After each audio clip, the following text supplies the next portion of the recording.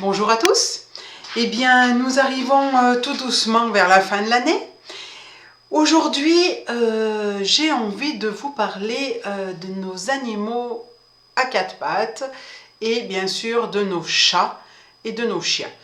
Pourquoi? Parce que en ce moment, beaucoup de chats, oui, plus de chats que de chiens, ont tendance à faire des fugues, à disparaître. Et en début décembre, j'étais sur 3 chats en même temps qui, voilà, à différents endroits du territoire, avaient disparu.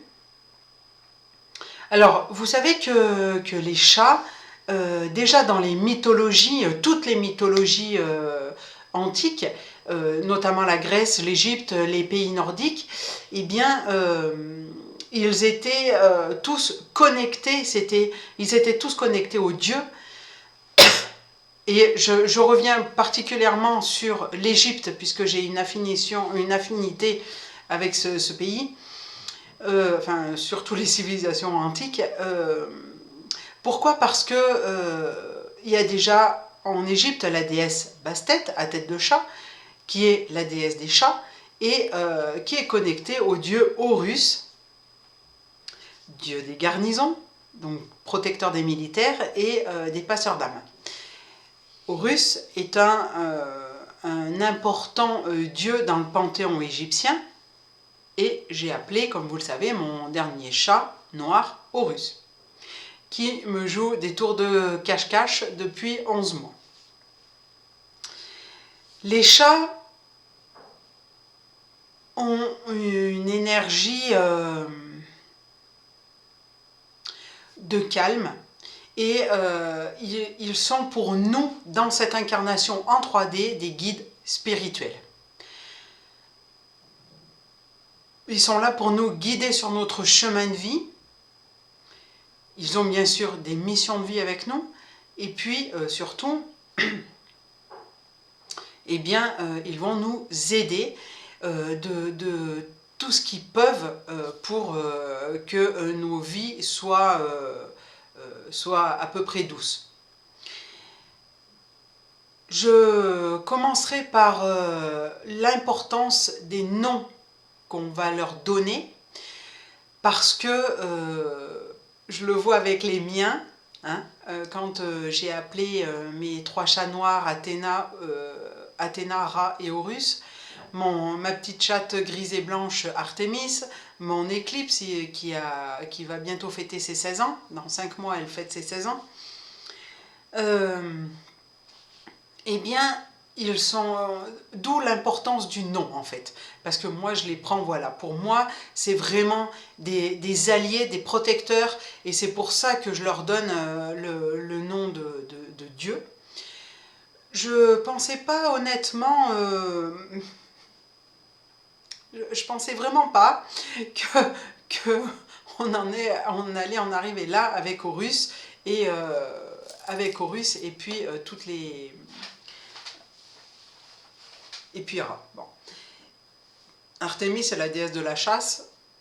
Elle est toujours dehors, voilà, à courir après les oiseaux, les rats, les autres chats. Hein, parce que les gros chats qui sont le double d'elle, ça lui fait pas peur non plus. Horus, eh bien, lui, c'est le dieu des passeurs d'âmes. Il joue à cache-cache avec moi depuis 11 mois. Hein, voilà. Il est là, il est en pleine santé, puisqu'il va manger chez mes voisins, mais... voilà. Et puis, dans un autre niveau, eh bien, il y a mon chien Uriel. Uriel, c'est un archange. Alors, quand je vois des fois défiler des personnes des posts avec des personnes qui cherchent des noms pour leurs animaux, et qu'il y en a qui leur proposent Méphisto, je me dis que là, il faut quand même connaître un peu la thématique de Méphisto, parce que Méphisto, c'est quand même un monstre qui arrive tout droit des enfers. Hein. C'est pas dire un apôtre, mais c'est comment dire, j'ai perdu le nom. Un substitut, ben, ça serait un peu un mot fort, mais c'est un disciple, voilà. C'est quand même un disciple de Satan. Hein, voilà. Donc, personnellement, j'appellerais pas ni mon chien ni mon chat Méphisto. Mais non, bon, voilà. Libre à la personne qui a publié ça d'appeler ses animaux comme elle le souhaite. Hein. Les chats ont aussi un sixième sens parce qu'ils sont connectés avec le monde subtil. Quand vous voyez que votre chat dort pendant 1 heure ou plus et que d'un coup il se réveille comme ça sur le qui-vive, bon, c'est pas quand vous mettez les croquettes dans la gamelle ou la pâtée dans l'assiette. Hein. Non, non, c'est quand vous avez vraiment quelque chose de ce genre-là, c'est que voilà, ils sont en connexion et il y a quelque chose d'énergie éthique, pardon, qui les a peut-être frôlés un peu trop près, on va dire. Et puis, dans un autre contexte, enfin dans un autre répertoire, on va dire, ils sont aussi connectés à nous, et ils sont là pour notre bien-être, parce que vous savez qu'ils ressentent déjà, que ce soit chien, chat, tout ce que vous voulez, ressentent nos émotions, mais les chats, eux, ont la capacité de nous soulager de nos maux MAUX, de corps et d'esprit, parce qu'ils sont là pour nous faire des câlins quand ça va pas, qu'on est triste, qu'on est dans des basses énergies. Et puis quand on est malade, eh bien, ils viennent se coucher sur les points, sur les points en fait qu'ils trouvent sensibles pour eux ou en basse fréquence, et ils nous aident en fait à nous remonter dans des hautes fréquences, on va dire. Et puis, c'est aussi des animaux qui détectent et qui ont la capacité de transformer les énergies positives, les énergies négatives, pardon, en positives. C'est quand ils sont couchés sur des nœuds énergétiques. Hein, là, je vous parle de géobio. Leur ronronnement est aussi apaisant. Et c'est ce qui va nous permettre, en fait, d'avancer dans cette vie avec toutes les embûches qu'il y a.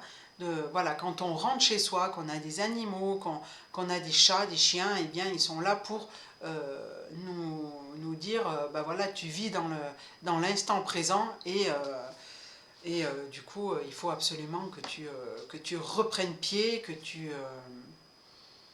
voilà. Sur ce, j'espère que... alors, avant de finir, petit point sur comment bien vivre les fêtes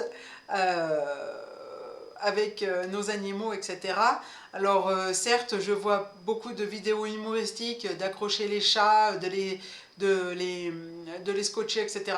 Pour éviter qu'ils aillent dans le sapin.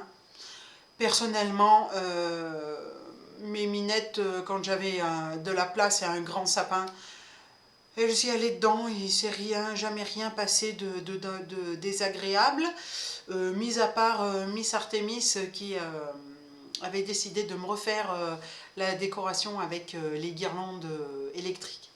Donc elle m'a mâchouillé les fils et du coup la guirlande électrique est passée à la poubelle.